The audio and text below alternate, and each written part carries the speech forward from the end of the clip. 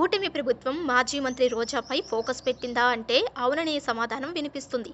YSR Congress party fire బ్రాండ్లలో ఆమె ఒకరు. గత 5 ఏళ్లు వైఎస్ఆర్ కాంగ్రెస్ ప్రభుత్వ హయాంలో ఆమె నోటికి అద్దు అదుపు లేకుండా ఉన్నారు. అడ్డగోలుగా మాట్లాడేవారు. చంద్రబాబుతో పాటు పవన్ కళ్యాణ్పై విమర్శలు చేసేవారు.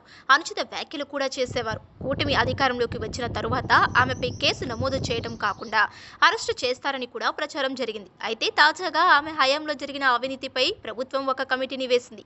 45 రోజుల్లో నివేదిక ఇవ్వాలని సంబంధిత శాఖ మంత్రిని అధికారులు ఆదేశించారు. వైఎస్ఆర్ కాంగ్రెస్ ప్రభుత్వ హయాంలో రోజా క్రీడల శాఖ మంత్రిగా వ్యవహరించారు. ఆడుకుందాం ఆంధ్ర పేరిట పోటీలు నిర్వహించారు. అయితే ఈ క్రీడా పోటీల సమయంలో దాదాపు 199 కోట్ల రూపాయల అవినీతి జరిగిందని విజయవాడకు చెందిన ఒక వ్యక్తి ఫిర్యాదు చేశారు. అయితే రోజా విషయంలో ప్రభుత్వం శరవేగంగా స్పందించింది. అత్యున్నత అధికారులతో కూడిన ఒక బృందాన్ని విచారణకు నియమించింది. 45 రోజుల్లో నివేదిక ఇవ్వాలని సూచించింది. దీంతో రోజా సైతం టార్గెట్ అయినట్లు అర్థమవుతుంది.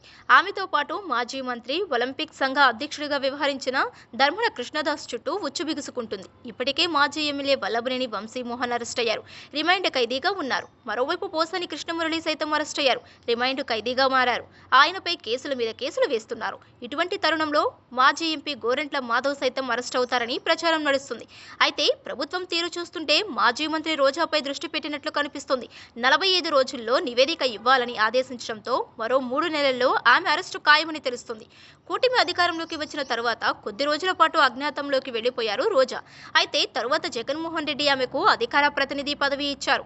అప్పటి నుంచి ఆమె వాయిస్ వినిపిస్తున్నారు. ప్రభుత్వంపై నేరుగా విమర్శలు చేస్తున్నారు. దీంతో ఆమెపై కూటమి ప్రభుత్వం ప్రత్యేక ఫోకస్ పెట్టినట్లు కనిపిస్తుంది. అయితే మాజీ మంత్రులు రోజా, కృష్ణదాస్లను ఇరికించేందుకు ప్రయత్నాలు జరుగుతున్నట్టు అనుమానాలు ఉన్నాయి. ఎట్టి పరిస్థితుల్లో రోజా అవినీతిని బయట పెడతామని మంత్రి ప్రకటించడం విశేషం.